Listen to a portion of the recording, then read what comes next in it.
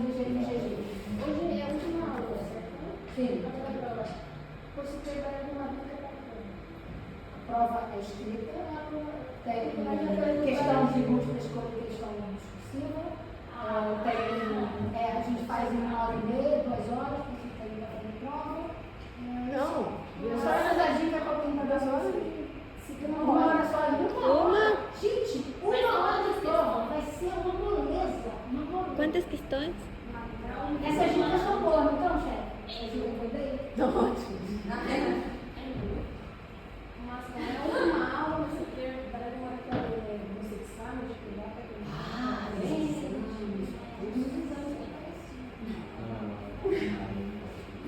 Não tem dica, gente. Exames, então, essa aula é mais ou menos. Mais difícil é quando a gente possa estar fazendo. Então vamos lá. Aquela ela é um pouquinho longa, mas porque por conta do jeito que nossa casa sendo um pouquinho mais.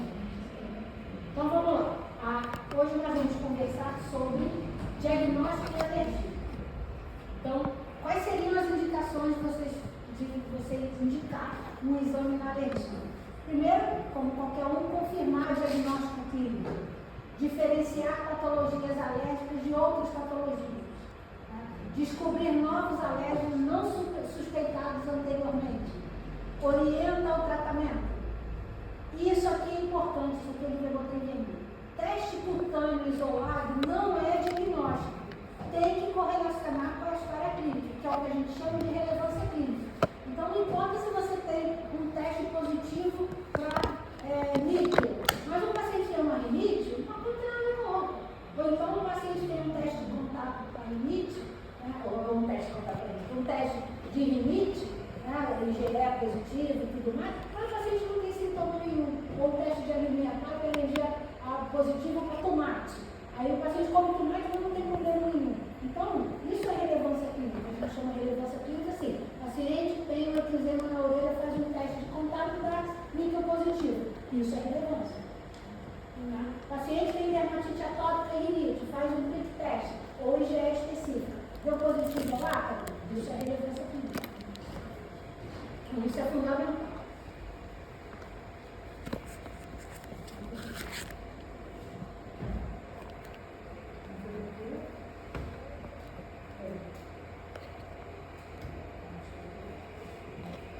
Existem dois tipos, dois caminhos para esses exames. Os chamados exames in vivo, que correspondem aos testes cutâneos e à provocação oral, ou provocação simplesmente, não só existe só provocação oral, e os testes in vivo.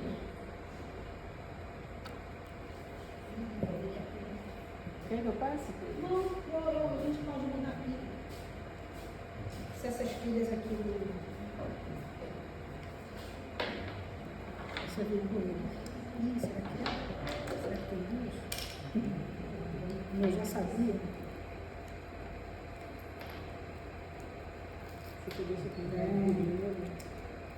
Cara, agora eu fiquei chocada com isso. Vou bem mudar de cor. Vou botar outra cor. Se meu filho ver, não vou dar um presente para você. Mas vou dar vazio. Coisa de mal.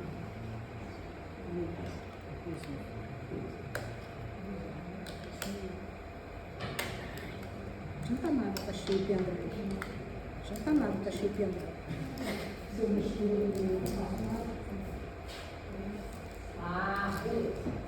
Então, os testes cutâneos, os testes in vivo, vamos começar com os testes in vivo, né?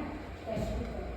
Você pode ter, de acordo com a classificação em relação à pele, então os chamados testes epicutâneos, que são também superficiais, que é o teste de contato ou PET teste.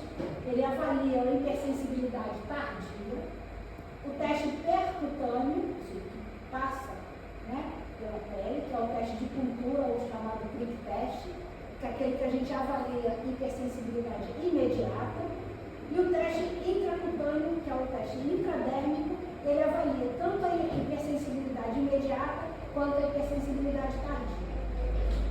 Ou ainda a gente pode ver o teste de acordo com a classificação de geoimunes.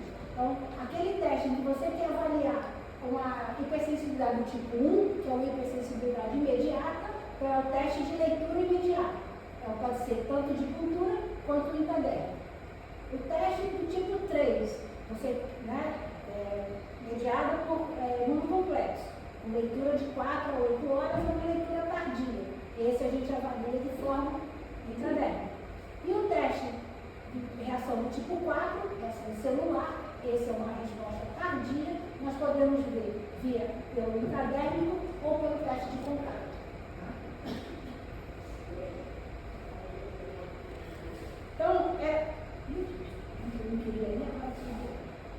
Então, sempre que a gente vai indicar um teste, a gente precisa saber quais medicações esse paciente está usando, para saber se vai haver interferência ou não.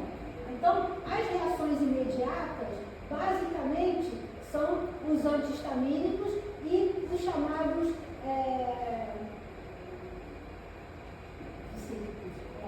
antidepressivos tricíclicos. Esses a gente precisa esperar pelo menos 5 dias para fazer os testes em relação à reação imediata. As reações tardias, você não precisa suspender o uso do antihistamínico. O corticoide serve para os dois. Então, cada vez eles estão reduzindo mais a dose e liberando para se fazer o teste.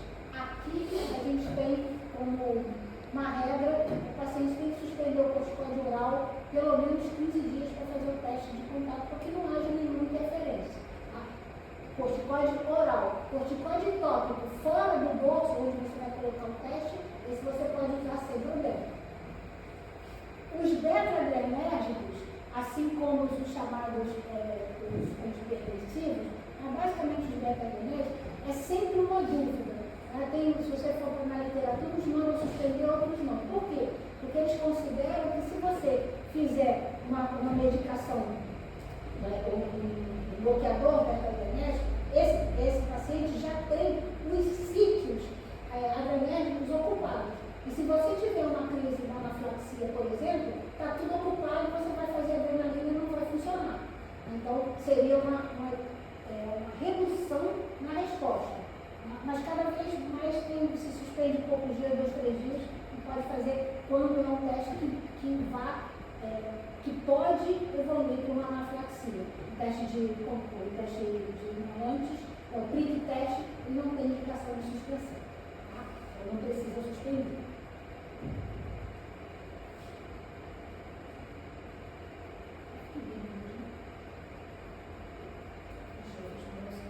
Não, peraí.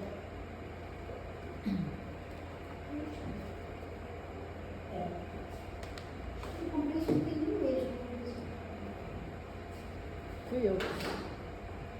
Não, é uma coisa que vai ser boa. Muito boa. Bom, teste de cultura pode passar. Pelo menos acho que a luzinha está funcionando. Então, indicação do teste de cultura. Hoje a gente já comentou. Isso aqui é indicação para o teste de cultura. Né? Aquele paciente que você suspeita que haja uma reação mediada por IgE. Então, rinite, asma, conjuntivite, dermate atópica, urticária em algumas situações, porque a urticária crônica espontânea não tem indicação de você fazer porque não é uma reação mediada por IgE. Alergia alimentar, depende da alergia alimentar, porque nem todas são mediadas por IgE. Reação à himenóptera, abelha, vespa, moradora, formiga, tá? E algumas reações de medicamento, aquelas que são mediadas por IgE. Vê que a indicação é bem pouquinho. Pode passar. Nós usamos lancetas ou pintores, são vários, pode passar. E aí o teste é esse. Como ele é um teste percutâneo, nós colocamos a gota da substância que a gente vai testar, do alérgico, tá? Faz uma puntura, bem percutâneo mesmo, e aguarda-se 15 a 20 minutos para ver a reação, que é a liberação da histamina. Ou seja, na verdade, a degranulação do mastócito mediada por IgE, e aí você vai ter uma pápula. E a gente mede a pápula para dar o resultado.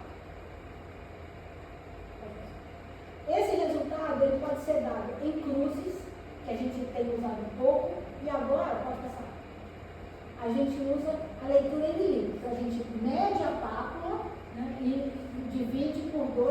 que é o cálculo médio, é o diâmetro da pápula que se mede. Pode passar. O teste de cultura para alimentos, eu botei aqui uma adendo, porque todo mundo, a alergia que tem é alergia alimentar. Não importa o que seja, é alimento. Vai sempre pensar no alimento. Então, ele é muito supervalorizado. Então, nunca embarcar no paciente, senão você vai tirar tudo do paciente, o paciente vai beber água, vai comer alface e vai continuar com reação. Sempre correlacionar com a clínica. É muito difícil você ter alergia a camarão, a carne, a amêndoa, a leite, a tudo isso. Você vai ter alergia a um determinado grupo de alimentos. Então, sempre correlacionar. O paciente não pode comer nada, não posso comer nada que tudo me dá alergia. Então, essa a gente tem que ficar atento. Não existe extrato padronizado para todos os alimentos do planeta. E cada vez mais, todo mundo come alimentos das diversas áreas do mundo. Né? Então, a gente passa a comer comida que o oriental come e os orientais vão comer comidas ocidentais. Então, essa sensibilização acontece. Tanto que o gergelim, que não é um alimento natural comum nosso aqui, já está sendo considerado no mundo como segundo alérgico. Então, é importante a gente perguntar e conversar com o paciente mesmo. Instabilidade dos alimentos. Então, o que isso quer dizer? Não que nós não tivemos antes. Existe a proteína, ela pode ser, imagina a proteína como se fosse um colar de contas. Então, esse colar de contas, ele é todo vermelhinho, com uma bolinha, três bolinhas brancas. Então, essa proteína vai ficar sensibilizada à bolinha branca. Se ela tem uma conformação de forma que essa bolinha branca se encaixe lá no anticorpo que ela fez a reação, então esse alimento vai, toda vez que o paciente entrar em contato com o alimento, ele vai desencadear a reação. Se a gente cozinha esse alimento, essa conformação ela pode ficar por inteiro, a gente chama de muda a conformação para linear. E aí aquela bolinha não tem mais, aquela proteína não tem mais aquela conformação. E a bolinha branca vai ficar de forma diferente, ela não vai mais encaixar naquele anticorpo que deu origem a ele. Então ela não vai mais reagir. Então, tem duas situações. O leite, a caseína do leite é uma proteína termostável. Não adianta você ferver o leite que o paciente vai continuar tendo reação. Mas, se esse paciente é alérgico à fração proteica que é a beta ou a alfa-lactoalbumina, se você ferver, ela desnatura. E aí o paciente pode tomar o leite sem problema. Diferente, por exemplo, do camarão. O camarão é exatamente o contrário. O camarão cru causa mais reação, você manipular ou você descascar, ou se ele for mal cozido. E quando o camarão é cozido, ele passa a ser mais alergênico do que o cru. Então, isso é importante para a gente saber. E o príncipe Cozido é mais ou menos. cozido é mais alergênico. E qual é o nome da proteína? Lábio, termolábio é a alfa-lactoalbumina ou beta-lactoglobulina.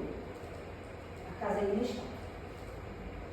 Por que isso é importante? Porque quando o paciente, criancinha, tem alergia a leite, né, porque só criancinha tem alergia a leite, quando você, à medida que vai perdendo essa sensibilidade, você pode fazer o que chamam de baked, um alimento cozido, no forno, bem por bastante tempo, e aí essa proteína começa a se desnaturar por um tempo, e aí o paciente passa a tolerar o leite, daquela forma, não com leite in natura. Aí, à medida que ele vai perdendo essa sensibilidade, ele já vai, daqui a pouco de um tempo, vai poder usar o alimento com leite. Esse é importante. O prick-to-prick a gente faz para aqueles alimentos não padronizados. O paciente diz, eu tenho alergia a kiwi. Você vai fazer um teste do kiwi. Não existe teste do kiwi padronizado para você fazer aqui. Aí o prick-to-prick, o que é? Você prica, né? Você faz a puntura no kiwi e faz a puntura na pessoa. Ou então faz um maceradinho, né, com água água ou azeite, dependendo da substância, e aí você vai lá e faz o teste. Só cuidado, né, porque todo teste não padronizado pode causar uma irritação.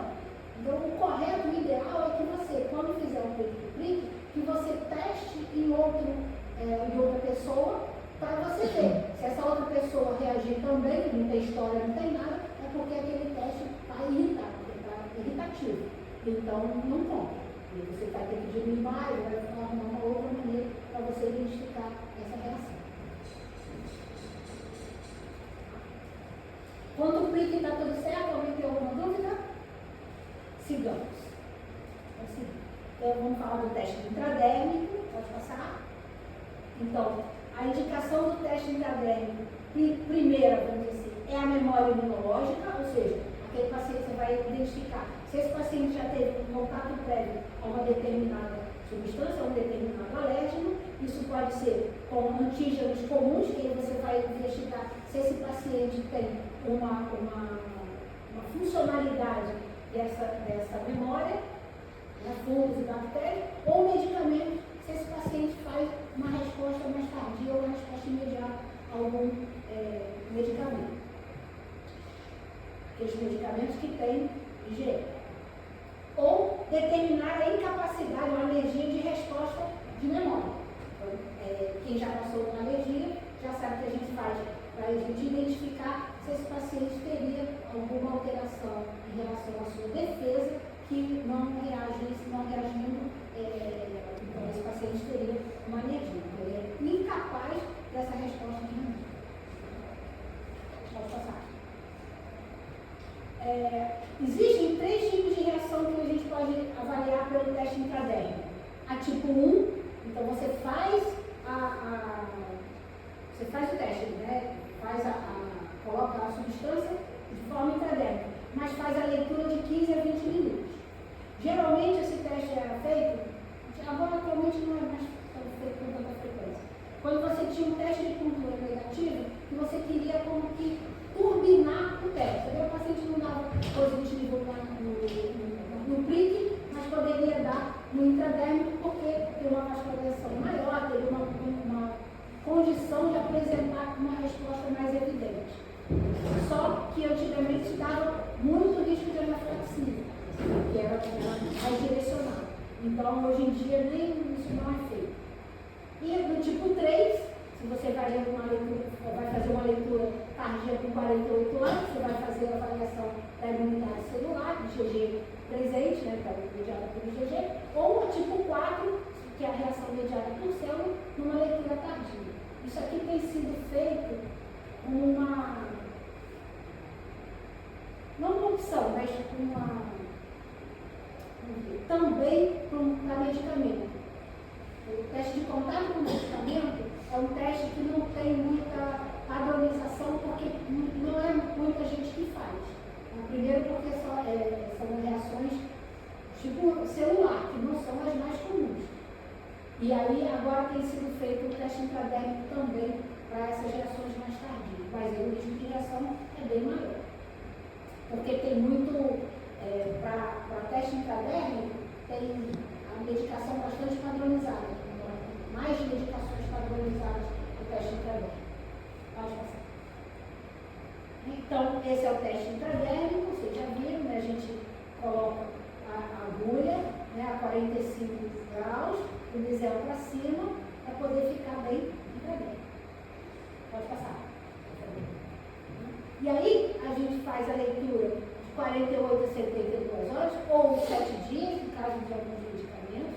E o que a gente mede é a induração, ou seja, a pápula que é formada. Aqui, a gente tem a pápula e tem o eritema. Aqui, a gente mede o eritema. E aqui, ele mede a pápula. E aí, quando vocês forem lá, a gente vai aqui no mapa. Então, o PPD é uma das formas do teste intradérmico. Para o PPD, a gente considera não reator abaixo de 4, reator fraco entre 5 e 9, forte reator acima de 10. Quando a gente faz para imunidade celular, que a gente faz para 2, para 3 ou 4 antígenos, pelo menos 2 antígenos têm que dar positivo ou um muito positivo, para a gente considerar esse teste intradérmico positivo. Se tudo for negativo, a gente vai considerar uma alergia, ou paciente não está sensível, ou má técnica.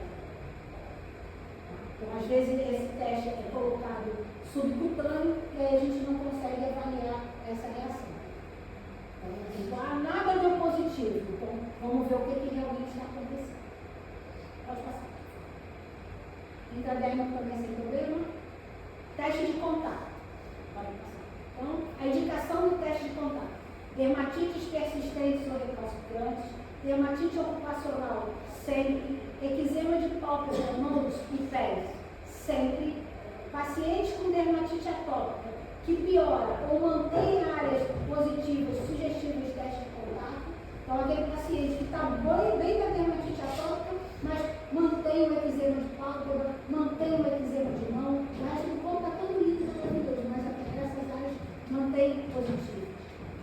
Então, isso aqui, antes do tratamento sistêmico ou biológico, isso é uma indicação, eu não botei aqui a referência, mas isso aqui só vai ser verdadeiro se você tem um paciente que aconteceu isso aqui. O paciente estava ótimo, lindo e maravilhoso, de repente ele piora sem ter nem porquê. Então, pode ser que tenha alguma, paciente que tem dermatite atópica, passa muito creme hidratante, né? Até porque a gente não. E esse paciente pode ficar sensibilizado a alguma fragrância ou alguma substância desse creme. E aí, como ele passa no corpo todo, ele pode ter reação no corpo todo. Então, mas não é aquele paciente que já tem uma história grave. É aquele paciente que já veio melhor e, de repente, sensibilizou e piorou. Dermatite de estase ou com distribuição incomum. Aqui, prurido esclarecer. Olha só, gente, vamos esclarecer essa história. Já ia levantar. Pois é, eu botei aqui para esclarecer, exatamente para esclarecer. Não é todo prurido que vai fazer teste de contato, pelo amor de Deus. O prurido, existe toda uma avaliação para prurido. Prurido que tem prurido sem lesão cutânea, prurido com lesão cutânea, prurido de doença sistêmica, prurido de doença dermatológica. Então, esse paciente, antes de chegar no teste de contato, ele tem que ser avaliado para toda essa investigação de prurido. O teste de contato ou a sensibilização desse paciente sem eczema é diagnóstico diferencial. Já passou por toda a investigação, já virou o pobre coitado no avesso, ou fez biópsia, está com prurido, não tem lesão, não tem eczema, está com prurido, e aí faz biópsia e dá lá uma lesão sugestiva para contar. Aí justifica fazer. Fora isso, só prurido não é indicação. Porque a dermatite de estase, você tem uma dificuldade na vascularização ali, e você tem sempre uma lesão, uma úlcera. Ali você começa a passar um monte de pomada. Pomada com neomicina, pomada de corticoide, pomada com aqueles quatro, aquele monte de coisa ali, e acaba facilitando a sensibilização. Esse paciente, além da úlcera, esse paciente com estase, ele tem uma dificuldade na vascularização ali, e aí você tem uma alteração de permeabilidade, e essa alteração de permeabilidade favorece a sensibilização. É um caso específico, nem todo mundo. Não, nem todo mundo. É aquela lesão que você. É uma lesão que é clássica. A lesão que é por medicação tópica, ela é clássica. É uma lesão redondinha. Por quê? O paciente começa aqui com uma lesão. Aí ele vem aqui e passa a pomada. Só que ele tem dermatite de contato com a pomada. E aí a lesão continua. Aí você vai aumentando. Aí você vai aumentando a área que você está passando a pomada. E aquela lesão vai aumentando. Vai aumentando. Aí o paciente, depois que eu passei a pomada, eu piorei. Aí pode ser diagnóstico, porque pode ser que esse paciente tenha apresentado reação. Então você vê direitinho. Não era pequenininho, agora está desse tamanho. Aquela lesão aguda, exudativa, pruriginosa, que você vê bem aguda, é o paciente que vai aumentando.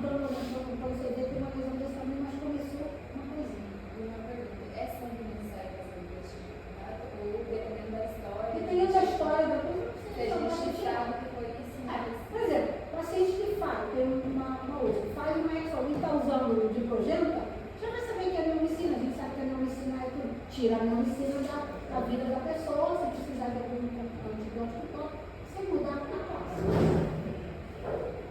Vai? Vai. É importante a gente escolher a bateria. Não adianta a bateria padrão, ela é considerada uma bateria de rastreio, né? Um exame de rastreio. E aí, dependendo da história do paciente, e a gente tem outras baterias que a gente tem uma especificação e outros alérgenos que seriam mais específicos para aquela determinada reação. E o produto do paciente. Pode falar.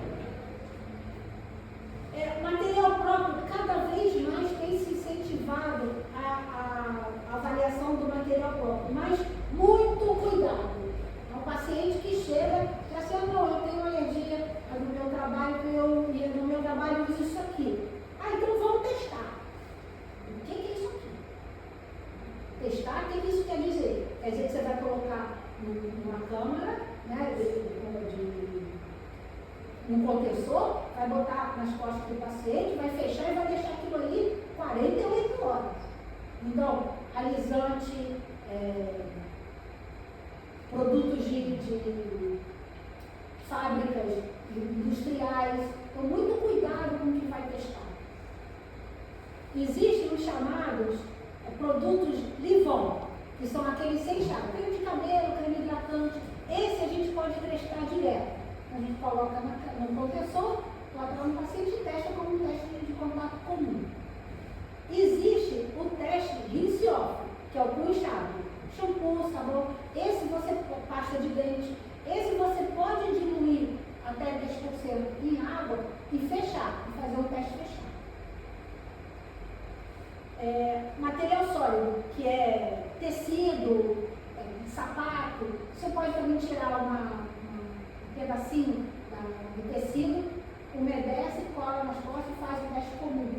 Então esse é o teste, a gente pode usar o material próprio desses pacientes para tentar identificar se aquele paciente está o problema com aquela substância.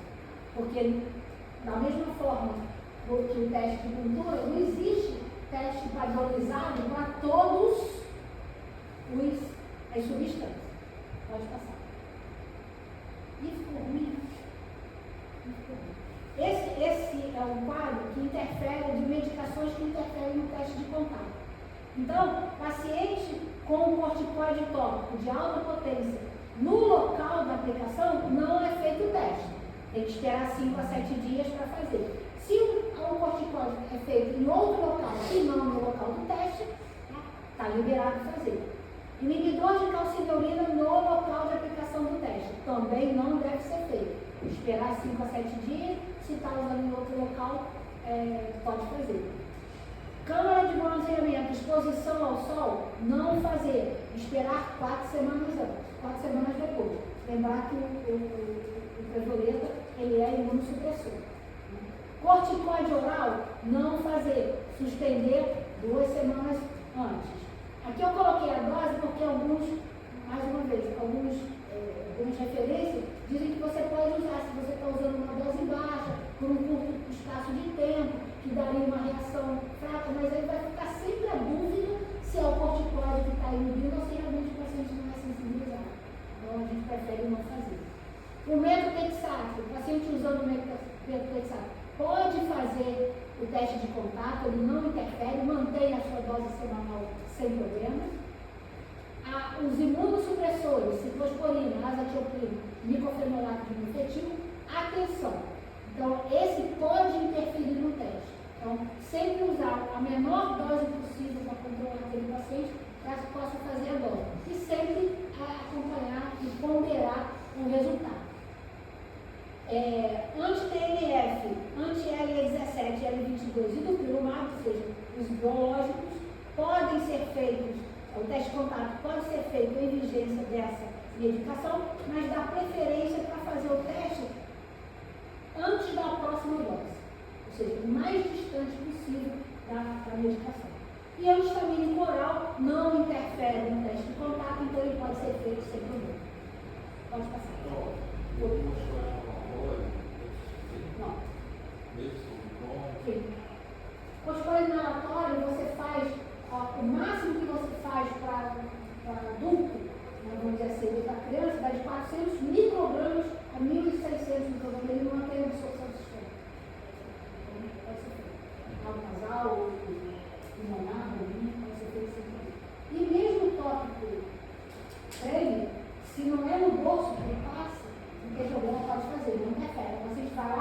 exemplo de mão, para fazer o teste de contato, pode não ter a absorção tópica, ela é pequena se a área for pequena.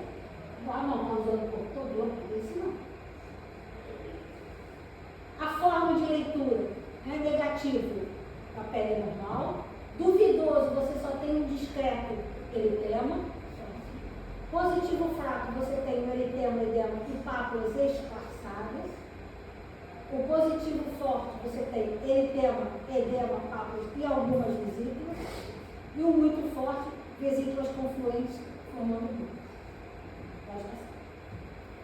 A interpretação do teste de contato pode passar. Isso. É feito na última leitura, seja ela feita por 96 horas, 72 horas ou 7 dias, dependendo da indicação. A primeira leitura, ela ajuda a você pensar se seria uma irritação, ou seja, um teste positivo na primeira leitura e negativo na segunda leitura, ou a dermatite de contato alérgica propriamente dita, em que ele é menos positivo em 48 horas e mais positivo em 72 horas. Mas se ele é duvidoso em 72 horas, ele será duvidoso. Se ele é negativo em 72 horas, em 96, 72, ele será negativo. Tá? Pode passar. E o PET teste é o teste em que você faz uma irradiação de ultravioleta, né? Onde você faz duas baterias, porque o PET teste é um teste de comparação. Então você bota duas baterias e irradia uma. E aí você vai comparar uma com a outra. Quando você faz o teste igual. Algumas substâncias a gente lê com 7 dias. E aí você passa o próximo que eu botei. Tá? Então, isso. Então você cobre uma e irradia a outra. Pode passar. E volta. Não botei. Então, como que é a avaliação? Você tem duas baterias e você vai comparar. Quando você faz a leitura definitiva, né, com 72 horas, você vai comparar uma bateria com a outra.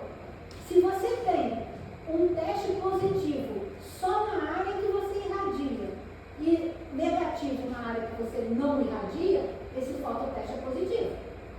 Se você tem um teste positivo tanto na área irradiada quanto na área não irradiada, você tem um teste de contato positivo.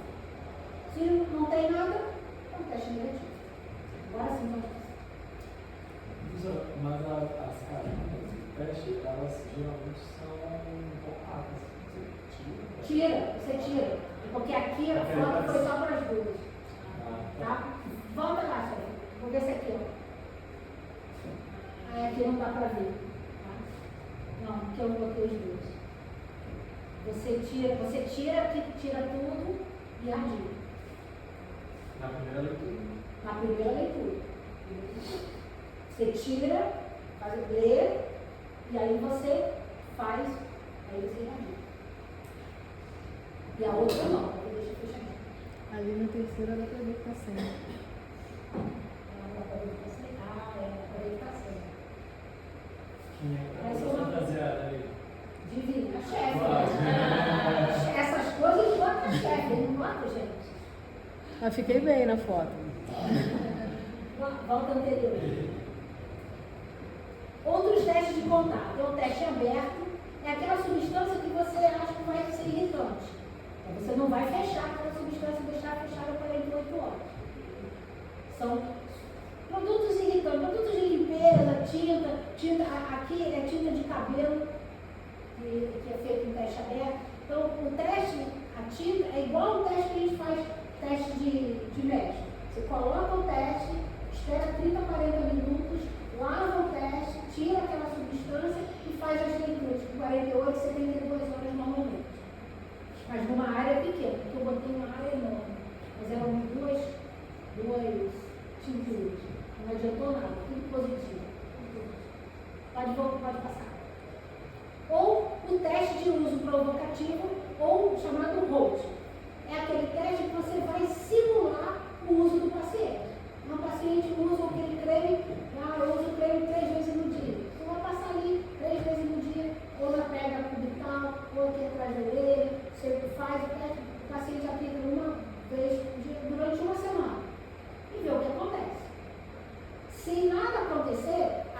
produto não é responsável pelo dermatite de contato dela.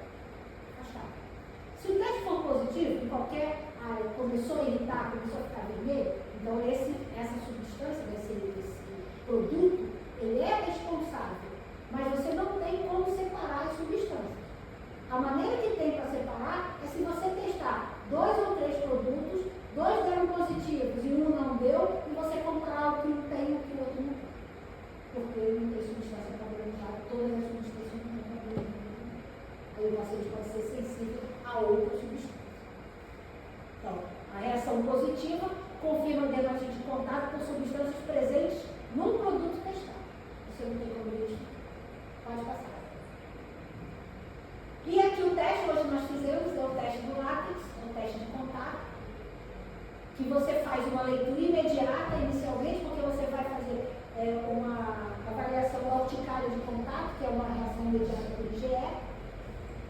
Então você faz o prick-to-prick, ou você usa o extrato padronizado, e depois nada positivo, você faz o teste do uso. Você faz o prick primeiro, ou então depois você bota um dedo de luva umedecido, espera 30 minutos, nada aconteceu, espera mais 30 minutos, uma hora, nada aconteceu, esse paciente não tem IgE específica para látex, e aí esse paciente vai ser liberado para fazer cirurgia, como foi o caso da paciente aqui.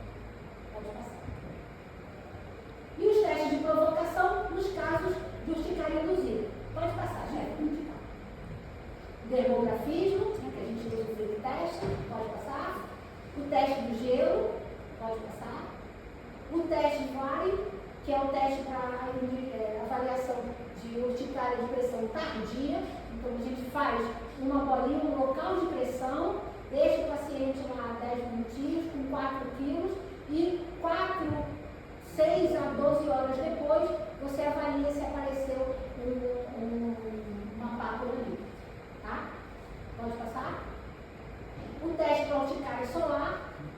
Então, esse aqui é um dispositivo da doutora Cláudia, muito útil. Você coloca um material opaco e aí vai com 3 janelinhas e essas janelinhas você vai abrindo na exposição solar. 5 minutos, 10 minutos, 5 minutos, 15 minutos, 30 minutos. Para a gente avaliar a extensão desse paciente.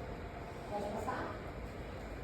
A urticária colinérgica, que é aquelas pequenas papas, você aumenta a temperatura corporal, o paciente só apresenta a reação.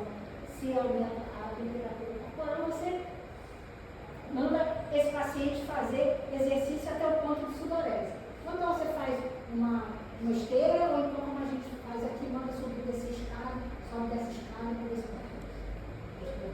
Mas o teste é metacolina, mas a metacolina não é disponibilizada para a gente fazer o teste. Pode passar. O teste de provocação é o padrão ouro, principalmente para alimentos e medicamentos.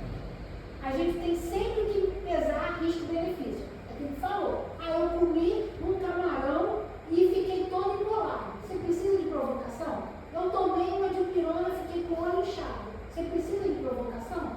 Não. Se você provocar, você pode provocar para ver uma alternativa. Eu tomei uma dipirona, fiquei com o olho inchado. Será que são todos os anti-inflamatórios? Aí você testa um para ver se esse paciente não vai ter reação. Seria alternativa. Tá? E como é risco, você vai simular aquela reação, tem que ser feito em ambiente adequado, equipe treinada, no que a gente chama consultório nível 3.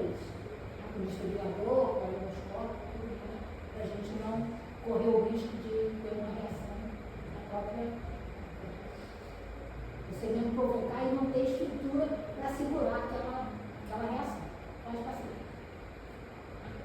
Outros testes in vivo, os testes para medicamento, todos eles podem ser feitos. O teste de contato atópico não é um teste que tem uma padronização tão específica, mas ele é feito, é um teste de contato com alimentos e ácaros nos pacientes que têm dermatite atópica. Uns dizem que funciona, outros dizem que não, para você nortear se você faz dieta ou não para aquele alimento, com segurança. E o teste do soro autônomo, que é feito nos casos de urticária autoimune, é um teste intradérmico com soro do paciente. Pode passar. Os testes in vitro têm uma vantagem, que é a segurança. Você pega o sangue do paciente, ou você vai lá testar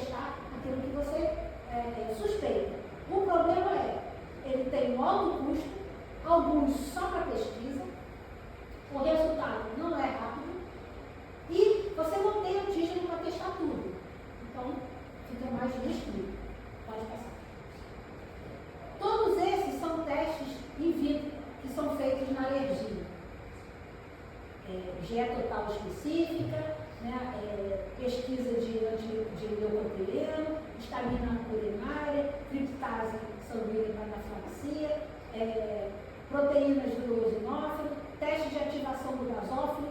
Você pega o medicamento ou o alimento, pega o sangue do paciente que tem gasófilo, bota lá, se o gasófilo degranular, foi positivo. Isso é para reação imediata. O teste de transformação do linfócito, você pega o medicamento, isso é para reação tardia, você pega o medicamento, pega o linfócito do paciente, se ele liberou citocina, esse teste é positivo. Citrometria de fluxo, você vai usar a quantidade de célula e imunohistoquímica. Pode passar. Mas na nossa clínica só mesmo IgE total, IgE específico, que também não tem para tudo, e a triptase nos casos de anaflaxia. Vocês que trabalham em emergência, né, e a cirurgia e tudo mais, sempre que vocês suspeitarem de uma anaflaxia, pede para colher triptase. É uma forma da gente definir. Quando o paciente sair da crise, a gente dosa a triptase depois e a gente compara. E a gente pode dizer se esse paciente fez anaflaxia ou não. Então isso a gente depois só sabe depois. O paciente chega para mim, fez uma história, paciente com história de anaflaxia perioperatória ou fez um procedimento e fez anaflaxia, isso foi anaflaxia mesmo? Foi uma só um efeito adverso da medicação? A gente não sabe, mas se tiver a triptase lá, é algum diagnóstico de anaflaxia. Pode passar? Outros exames, na verdade, são muito mais para a gente identificar processos inflamatórios, aqui a avaliação do perfil imunológico desse paciente, né? As imunoglobulinas, subclasses de IgG, né? Linfócitos T e B, relação CD4-CD8, estudo do complemento, alguns casos de angioedema hereditário, e aqui para outras imunodeficiências. Exame de urina, estudo radiológico e estudo de imagem, naqueles casos em que tem uma suspeita de uma determinada imunodeficiência, ou no caso de você, por exemplo, uma urticária aguda, você quer investigar se teria uma infecção ou algum outro fator que justificasse aquela reação. Pode passar. Mas se esse diagnóstico de alergia é sempre investigativo. Sempre tem que conversar com o paciente, sempre tem que ouvir o que o paciente tem que dizer, não embarcar no que ele diz. Ontem, chegou no consultório a paciente com alergia a cloro de piscina. Ela fez uma reação, paciente que nada, 2 vezes na semana. Fez uma reação em novembro, fez uma agora em junho e fez uma tem uma semana. É cloro? Não, era o frio. Ela ficava nadando 50 minutos e fazia tudo. Então, mas ela